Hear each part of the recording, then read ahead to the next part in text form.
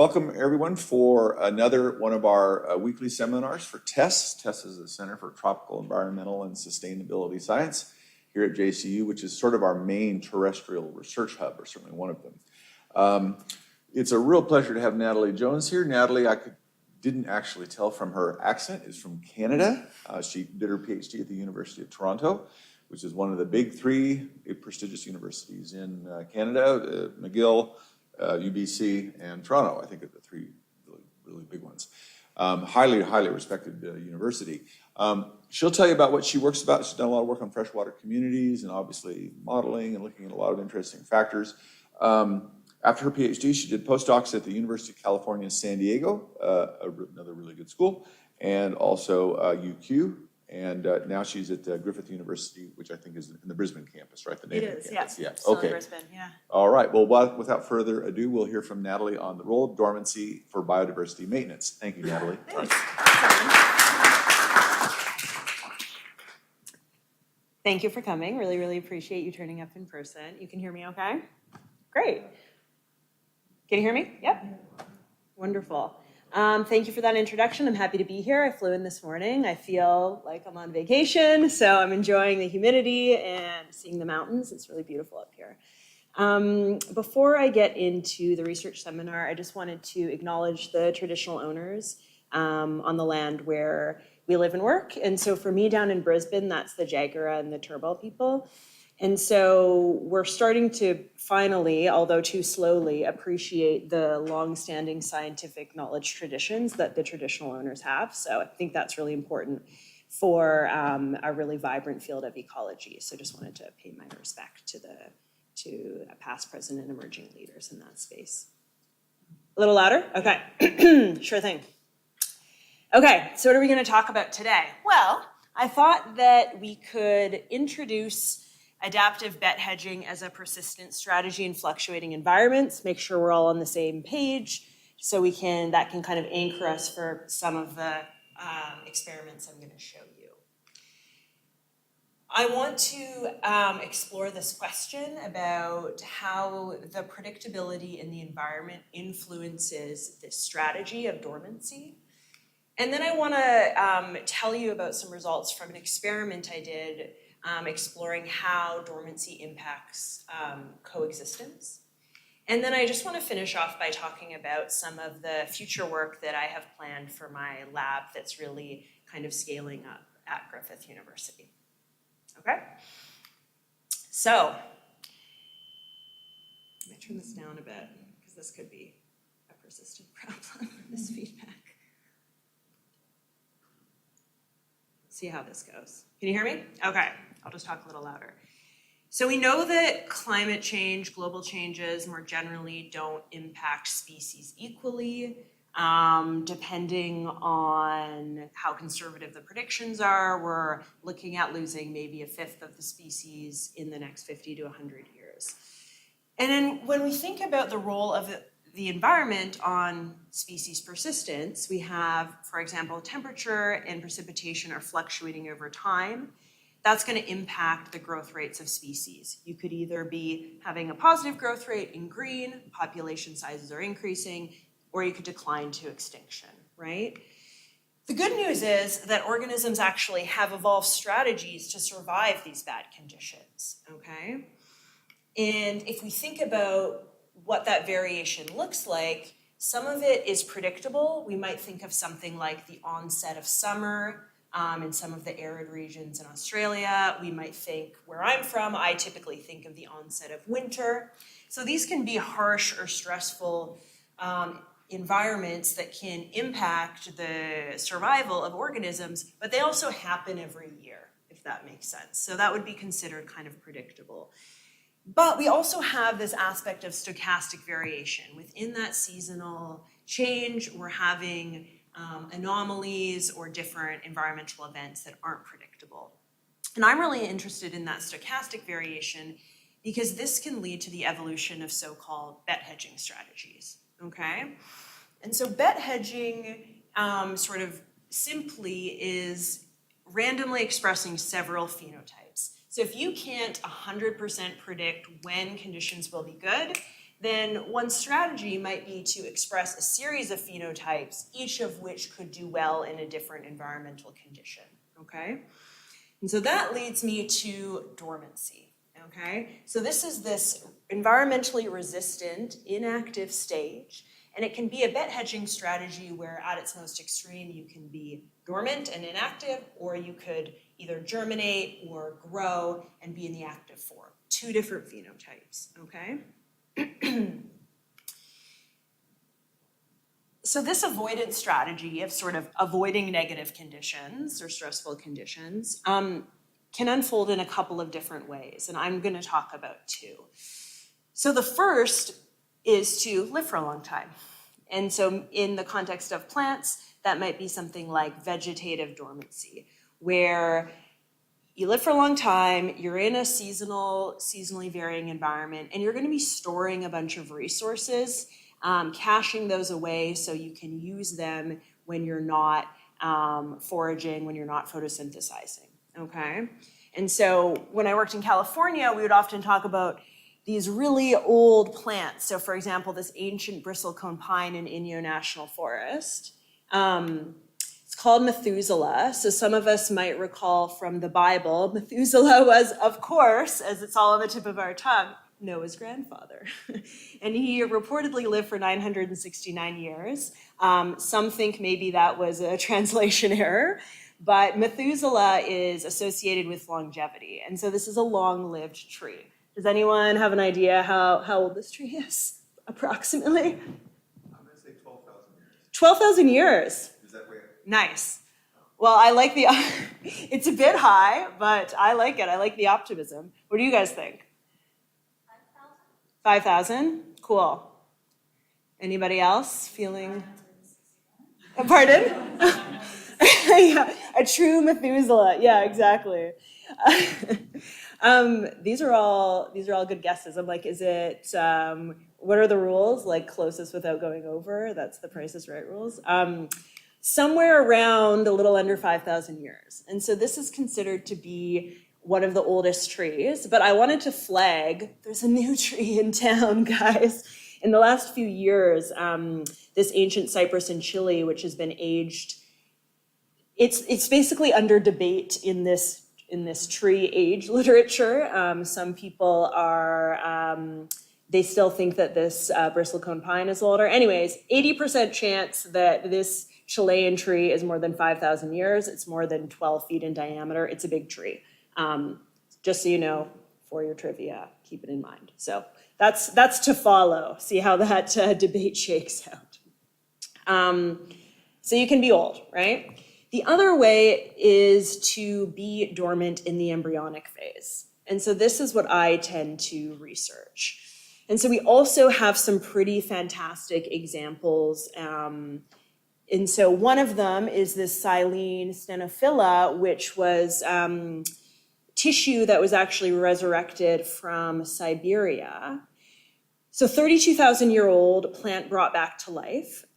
This plant, they actually tried to germinate the seeds, but they were unable to, so they ended up actually culturing tissue, floral tissue, and so they didn't actually germinate the seed. In any case, if you're dormant as an embryo, you're also living a long time, just in an inactive form. One of the key aspects of embryonic dormancy is that you would survive when the adult form would perish. So you have some sort of seed coat or some sort of cuticle. You have something that's actually allowing you to survive conditions that the adult form would not. And of course, this is a bet hedging strategy. So in terms of the oldest seed, we actually have another Methuselah, and this is the Judean date palm. And so we can have more trivia. How old do you think this seed was that was germinated for this date palm? What do you think? 18,000. I was going to say day and date. Say maybe 2024. Yeah. I like where your head's at. Yeah. Pretty close. Yeah, a little over 2,000 years. Exactly that. Yeah. So we can germinate some old seeds. these organisms can remain viable for really long periods of time, which I always find fascinating because you can imagine this genetic material was produced under very different conditions potentially than they're existing in this, than they're existing when they germinate. Okay, so what I want to talk about is the selective advantage to this strategy because it can be risky, right? You're holding on to these propagules, they're not reproducing, and there's the possibility that they'll never reproduce, okay?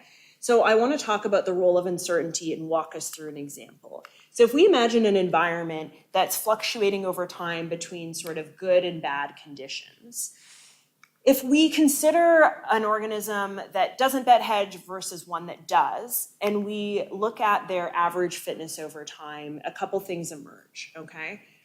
So if we imagine that in the first year, the environment is pretty good, and both the non-bed hedger and the bed hedger produce 3 offspring, okay? Same offspring. The following year, the conditions aren't as good.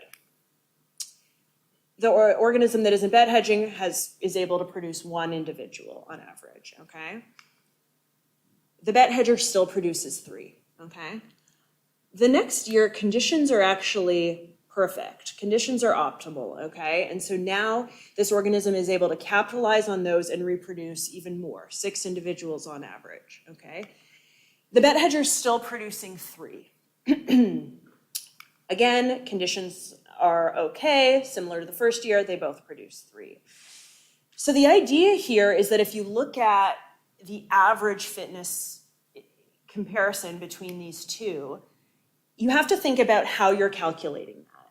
And so if you first look at what's the arithmetic mean, which is how we calculate the mean when we think about the average, it's just summing up the samples and dividing it by the number there are, the classic arithmetic mean. If you look here, you can see that, okay, the arithmetic mean 3.25 versus 3. So it seems like not bet hedging is advantageous here.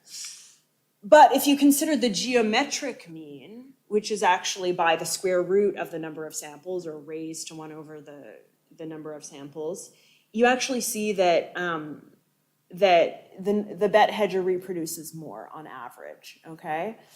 So, well, why do you use the geometric mean? Well, the formulation is slightly different because you can see here that as opposed to summing each of the values, just on the bottom right, you're taking the product. And that's because fitness is, of course, multiplicative over time, right? And another way to think about that is if you were just to sum the number of offspring on average in this example, you can see that there's actually more, okay? So this strategy is favored over time, all right? And if we wanted to get more extreme and just say, well, what if you couldn't reproduce at all, or sorry, you couldn't have any offspring in a bad year and you couldn't survive in a dormant form, so a 0 there, well, of course, then you would go extinct. You need some ability to be able to persist during unfavorable conditions, okay? So this is the so-called kind of don't put all your eggs in one basket, and this is something that we bet hedge, you know, in our daily life, right? That's why we save money because we think something might come up, our conditions could change, right? If there was no uncertainty in our, you know, financial situation, there'd be no reason to save because we would be 100% certain that we would always have money in the bank, right? But if there's some uncertainty, you're going to want to, you know, save for a rainy day, okay? And the other thing you'll notice here is that bet hedging is a variance reducing strategy. There is less variance over time. And what that means is an organism that evolves this diversified bet hedging strategy can't actually capitalize on favorable conditions to the same degree, okay? But it's like the long game. They do well in the long term, okay? Does that make sense? Cool. So that's why this can be an advantageous strategy in the long term, okay? So, well, why study the ecological role of dormancy? Why do I do it? Well, there's a couple of reasons. One, it's evolved independently across the tree of life. So I think that's pretty interesting. Microbes do it, you know, fungi do it, plants do it, animals do it. So this is a strategy that many different types of organisms with different life histories use this strategy.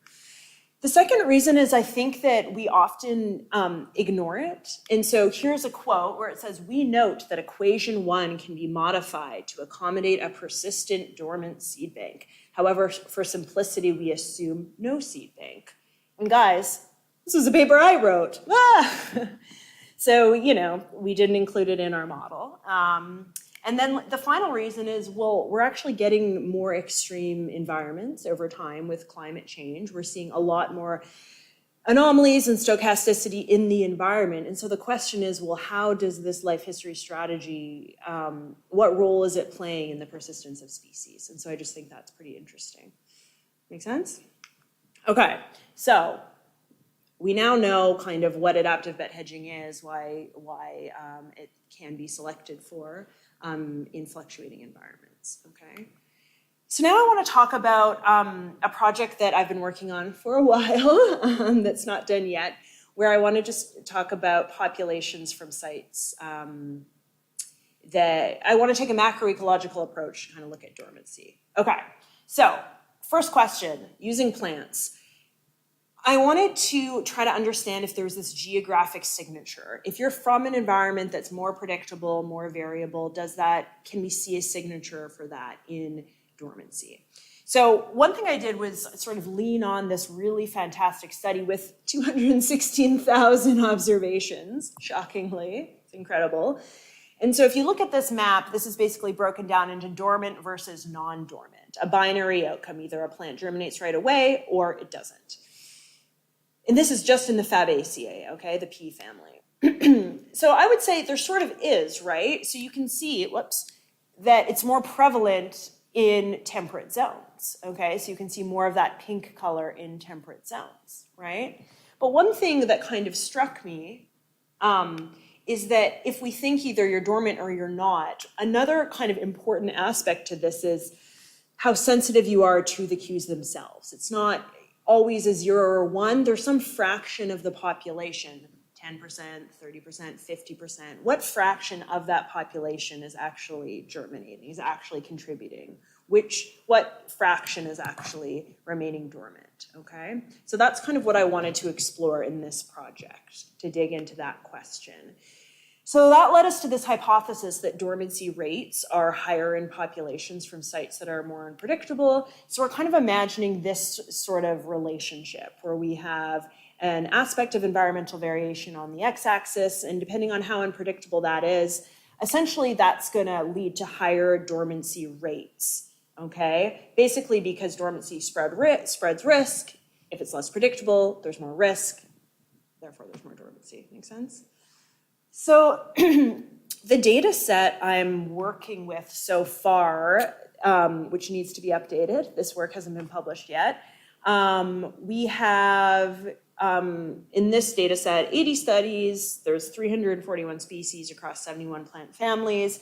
So that's just a phylogeny and a global map broken down by 4 common forms of dormancy. I'll talk a little bit about that in a moment, what those mean. And just the distribution of those sites across kind of a Whittaker plot, just to show you the biomes.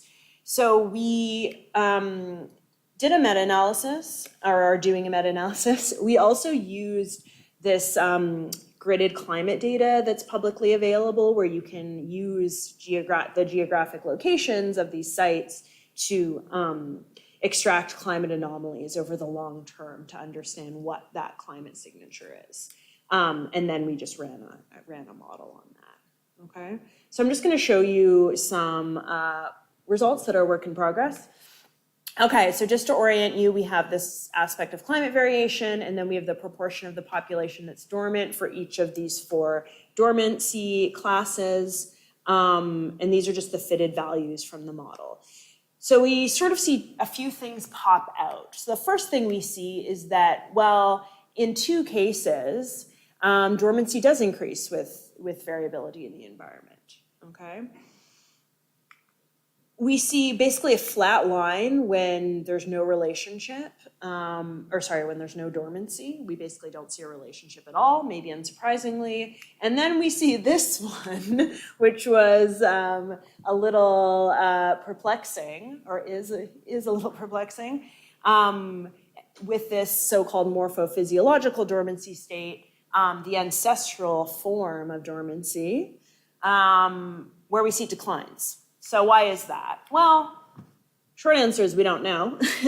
The hypothesis is, since this is the ancestral state, maybe it's not adaptive, it's less labile for some reason. This form or class, also the embryos are underdeveloped, so maybe they just need more time. Maybe if the environment's fluctuating too much or the conditions are fluctuating too much, it's not enough time for that embryo to develop, so it's not selected for in that way. Possibilities, okay? But in general, we'd say, yeah, we found some support for our hypothesis, okay? So, the other thing I wanted to say about these classes is that it's sort of two things. The first is that if we look at the diversification rate of these different classes, which is the speciation minus extinction rate on the right here, you'll notice that physical dormancy actually tends to have, is in the negative space, okay? So basically, extinction is outpacing speciation. The MPD is on the higher side, even though we were seeing that negative relationship. This sort of suggests that potentially physical dormancy, plants that have that mode, could be less flexible in novel environments, could influence colonization success in new habitats, could be less flexible in novel environments. This could be important if we take, for example, an Australian context, a small piece of an Australian context. There's lots of dormancy in Australian plants. A bunch of these hot bushes have physical dormancy. A bunch of them are listed as threatened, okay? And so a question is, well, should we be considering what the dormancy of these plants when we think about things like conservation and restoration, okay? Because how these species persist, and basically this aspect of life history could be a piece of that puzzle. Yeah. So this project, like I said, is we basically need to update it with a bunch of new data and kind of continue exploring. So keep your eyes peeled for that in the future. It's on my long list of things to work on. Okay, so are populations that are from sites that are less predictable more dormant? Maybe, sometimes. Okay. The third project I want to talk to you about is the role of dormancy for coexistence. So many of us are still kind of consumed by this seemingly simple but fundamental question, which is why are there so many species, right?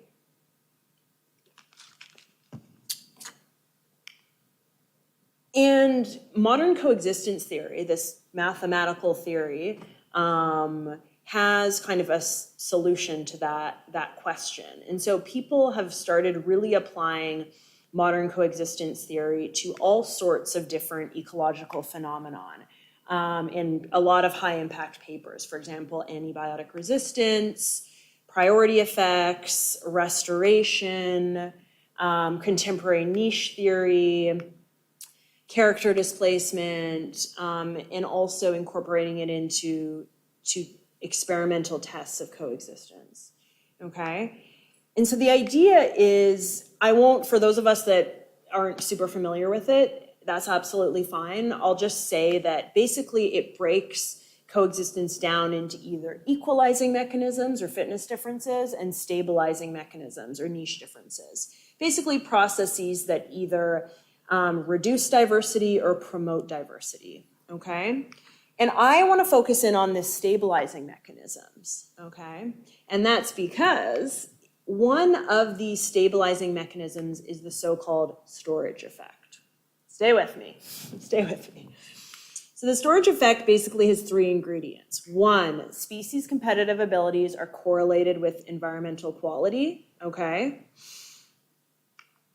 No species can perform best under all conditions. And then the third one, species must store potential fitness until conditions improve. Sounds familiar, right? So this is essentially dormancy. This is the storage aspect where organisms are waiting for conditions to improve, okay? looking and testing for the storage effect and exploring this in natural systems is hard. It's not easy. It's really difficult to test directly. So in one of the first studies this was done in freshwater plankton. So you have these adorable little water fleas, these Daphnia that I'm quite fond of. I've done a bunch of experiments on them. So you have these competing Daphnia in this lake, and on the x-axis you have time from 1975 to 1995, and then on the y-axis you have the number of diapausing, i.e. dormant eggs that these organisms are producing. And so what you'll notice is that when Daphnia pollicaria is doing well, Galleta mendotae is not doing well, right? And then the opposite is true, right? When the populations of D. pollicaria are down, Galleta tends to be up. And so this is actually considered consistent with the storage effect because species cannot do well under all conditions. And so they're oscillating over time. And of course, they have the ability, these diapausing eggs, to sit and wait and avoid bad conditions, okay?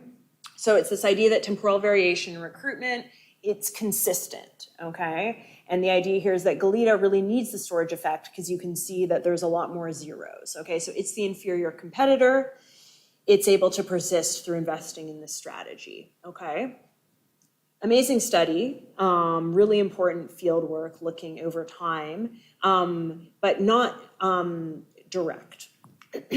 Another study which I love, and that's a different Jones. I don't love it, that's not me.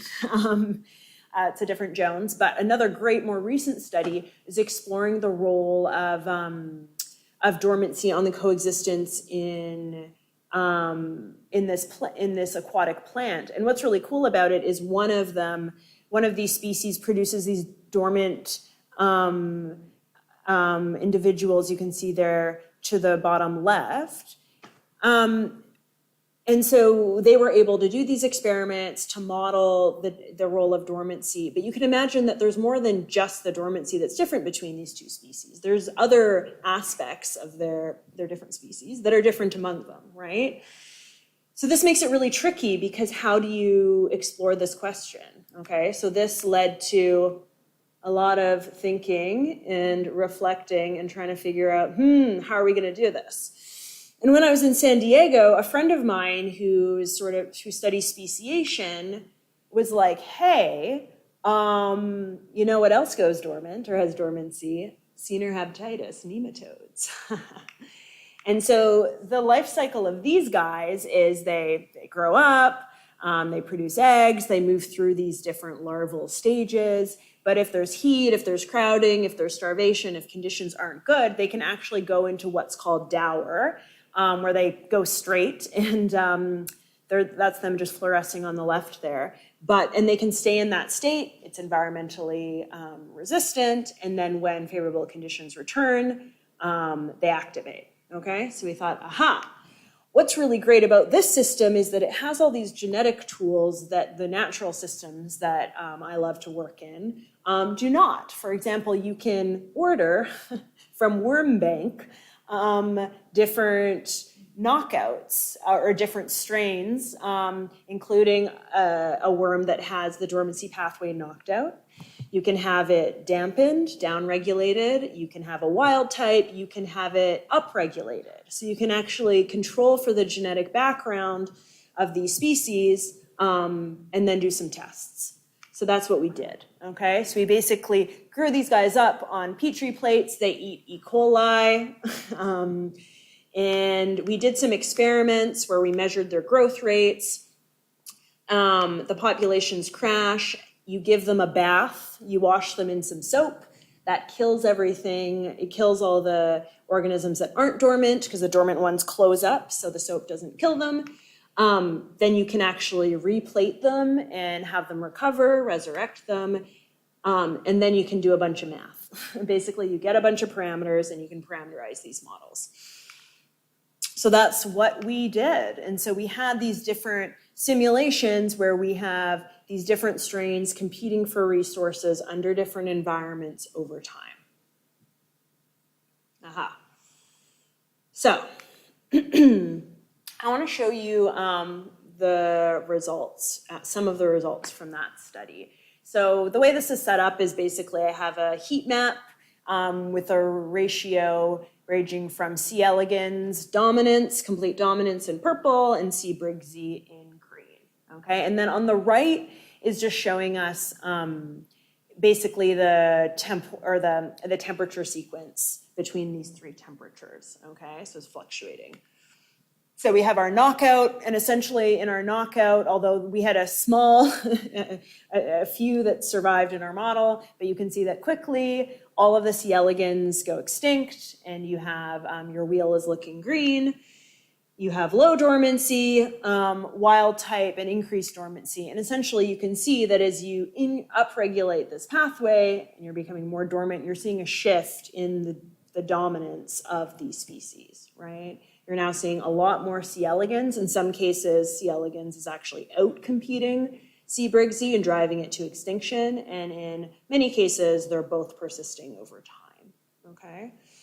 Okay, so the other thing is that I was sort of mentioning this, so I'll just get back on track. So yes, it can change these competitive hierarchies. So the other way that we wanted to summarize this, because we did a lot of simulations, so the numbers in brackets are the number of simulations that we ran. And so this is just an Euler plot that's basically showing the shared coexistence amongst the strains. So what this would say is that, the way you interpret this is that the pink is the increased dormancy strain. And so in our simulations, 67% were able to coexist with C. briggsii for the duration of our simulation, okay? We're unique to the increased dormancy strain. And then we can also see that there was some shared, okay, between wild type and increased dormancy.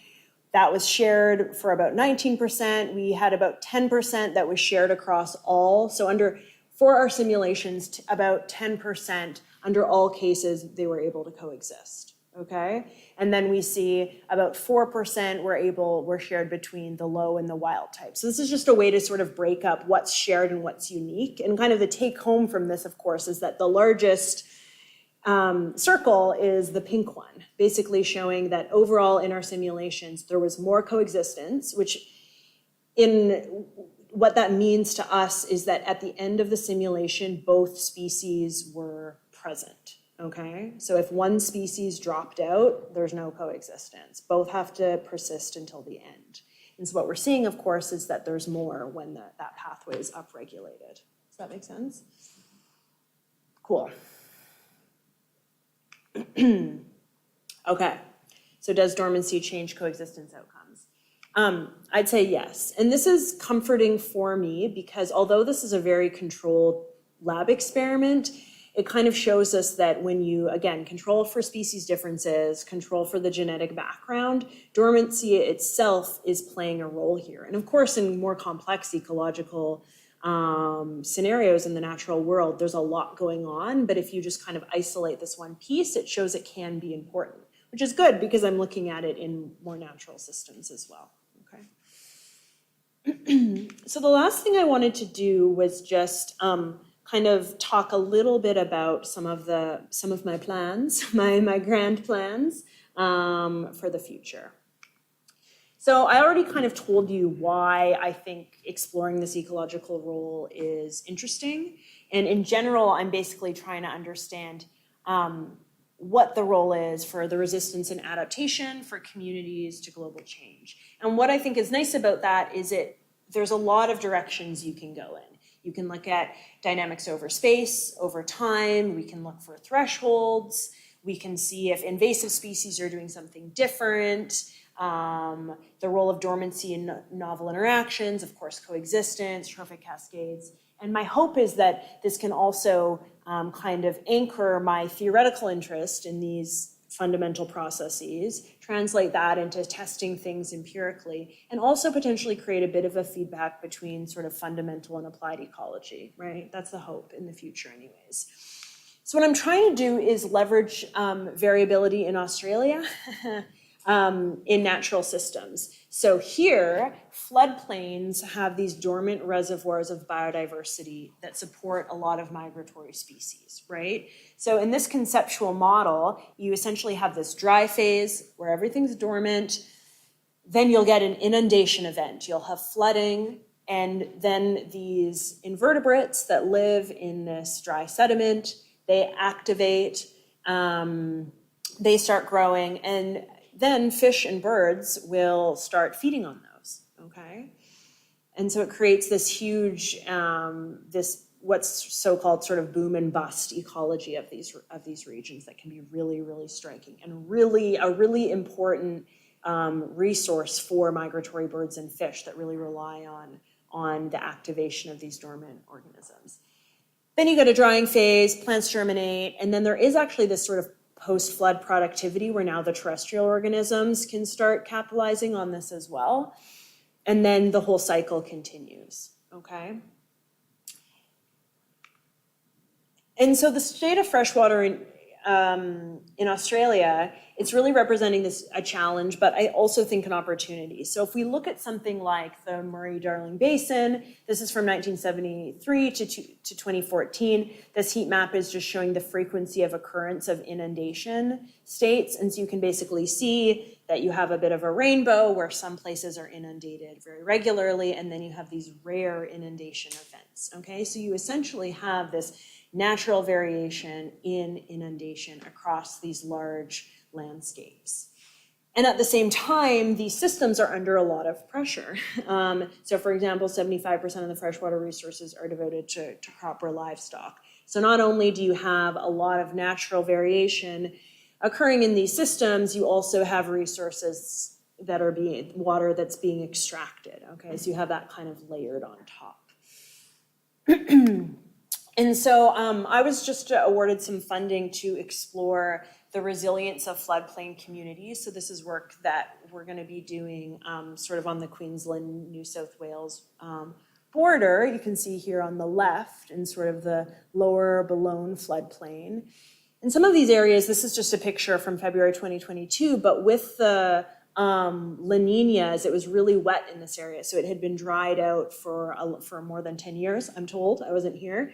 But then they really had some wet periods. And so you're seeing these kind of rare events impact these ecological systems. So this is one aspect of the work that I'm pursuing.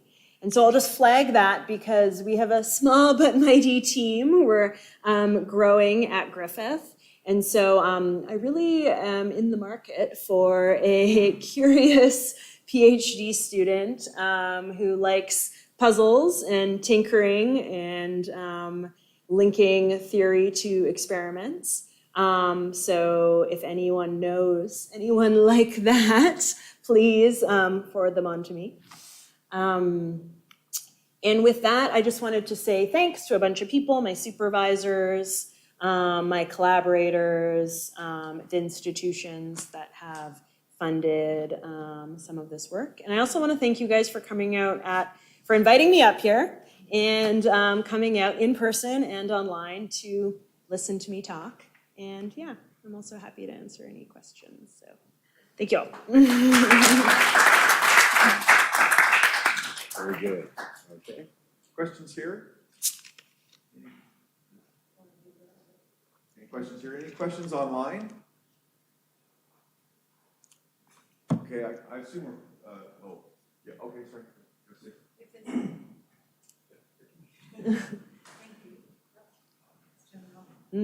Thanks very much. That was a lovely talk. Thanks. Appreciate you coming up to Cairns. I have a couple of questions. The first one was, so with the first part of your talk, I started to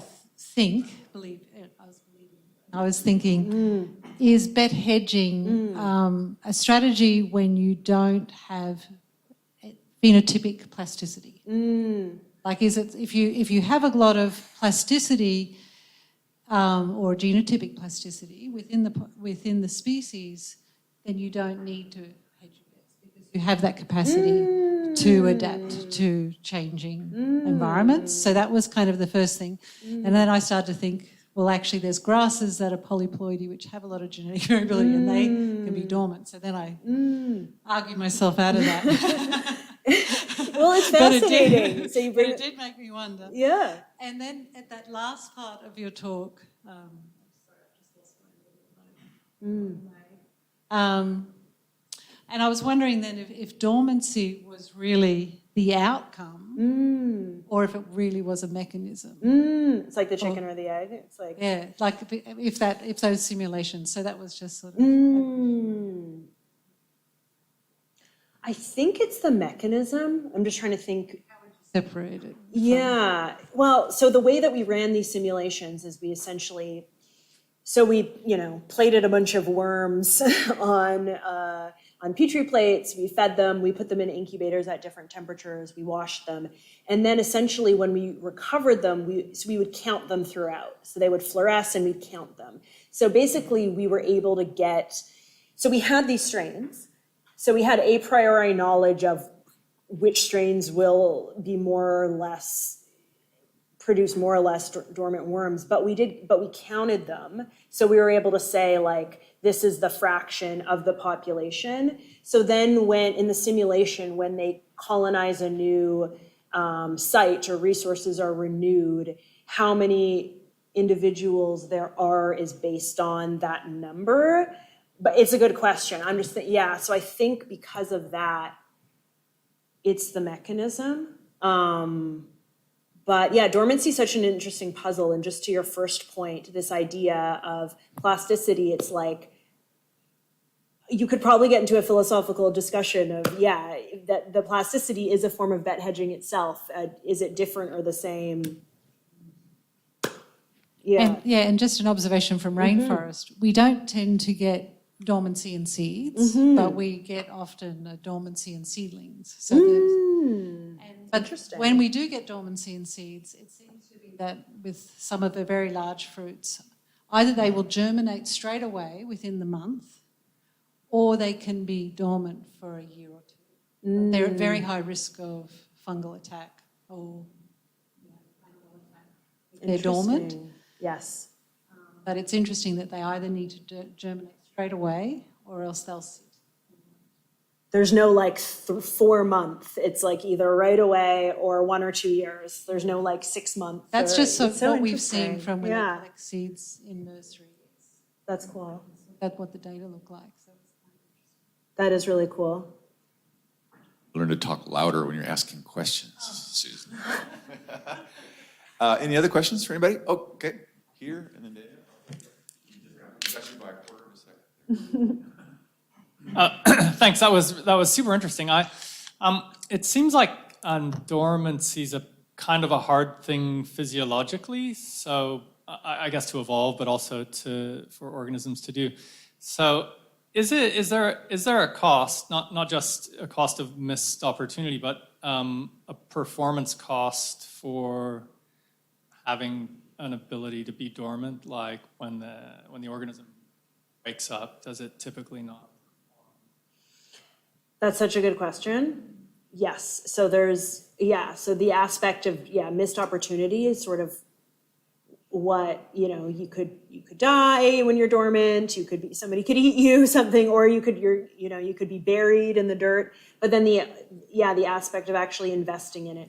We did find in our worms that, because one way to look at that is to basically look at the population growth rate. So one way is to sort of say at that level, like there's sort of a trade-off. If you invest more in this strategy, then you have less resources to sort of invest in reproducing in individuals now. So I think on that level, there is a cost. I do always find that trade-offs are sort of famously sometimes difficult to capture, but you would imagine that there would be some sort of cost to longevity or survival potentially in either of those things. And so I guess the short answer is I don't have a good example to give you. I think I'm with you that I feel like there should be. Thanks. Yeah. But I don't have a good example of one. If I think of one, I'll send it to you.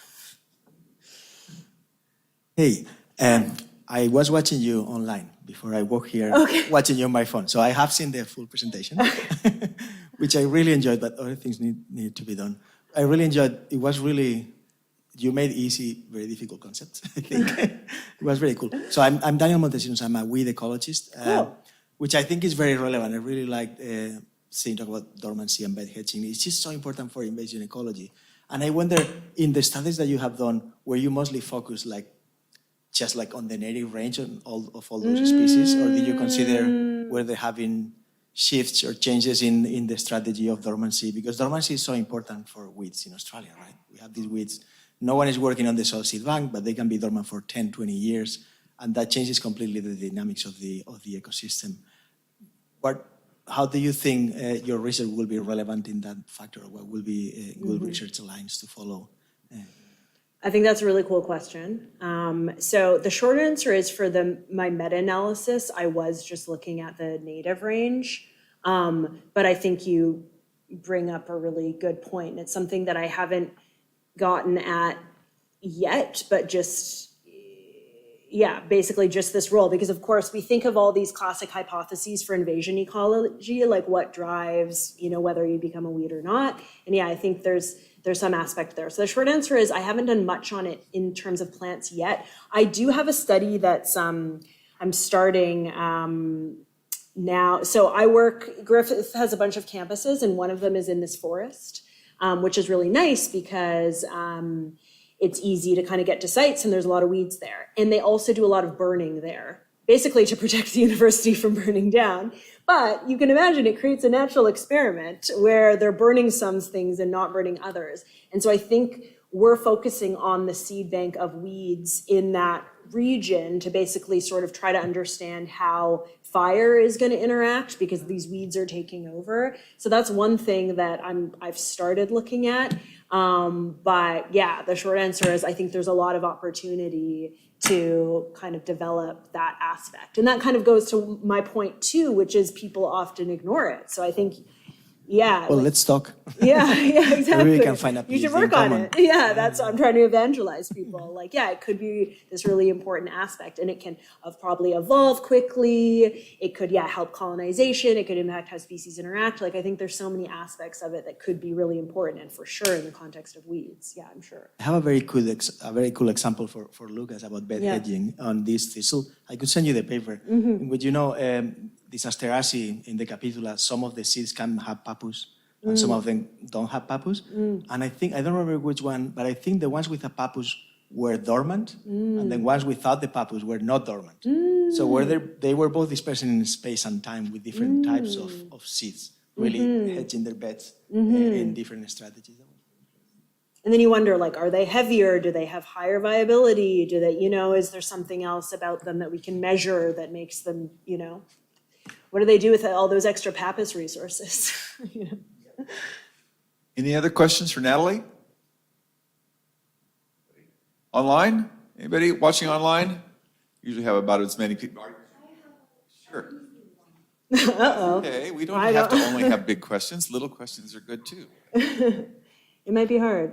Yeah, so I wonder, all plants have this potential to be dormant, or only some? Some germinate right away. So some seeds the seed is completely mature, the seed will be dropped, and they can germinate straight away. And so not all of them have any any sort of avoidance or need anything or sit and wait. Sometimes a plant can produce a seed that will germinate, immediately. So not all seeds are dormant. I just have one question, Natalie. I think probably, any final questions from anyone? Okay, last chance. Natalie, really interesting presentation, and like others have said, it's very clear and really nice that you sort of presented everything in such an easy to understand way.